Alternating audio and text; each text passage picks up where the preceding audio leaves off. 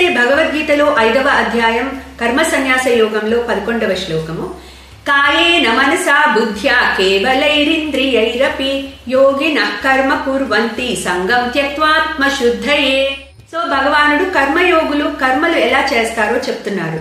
కాయేన మనసా బుద్ధ్యా కేవలైరింద్రియైరపి అంటే కర్మయోగులు మనం ఏ కర్మలు చేసినా కూడా మన మనస్సుతో ఫస్ట్ ఆలోచన వస్తుంది.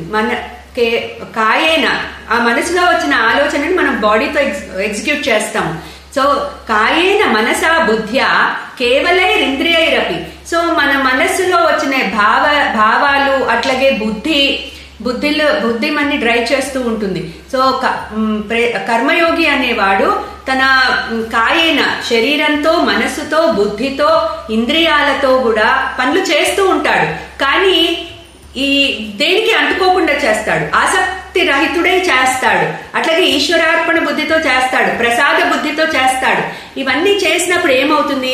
సో ఈ బాడీతో, ఇంద్రియాలతో, మనసుతో, బుద్ధితో ఏ పని చేసినా కూడా సంగం త్యక్త్వాత్మ శుద్ధయే, ఆత్మశుద్ధి కోసమే చేస్తాడు, చిత్తశుద్ధి కోసమే చేస్తున్నాడు పని.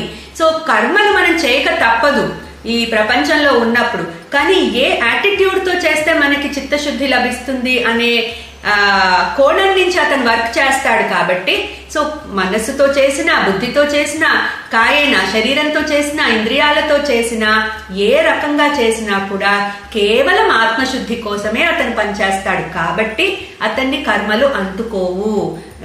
యోగిన కర్మ కుర్వంతి. సో అటు కర్మయోగి ఆ విధంగా కర్మలు చేస్తాడు కాబట్టి అతన్ని కర్మలు అంటుకోవు అని చెప్తున్నారు. క్లీం కృష్ణాయ నమః.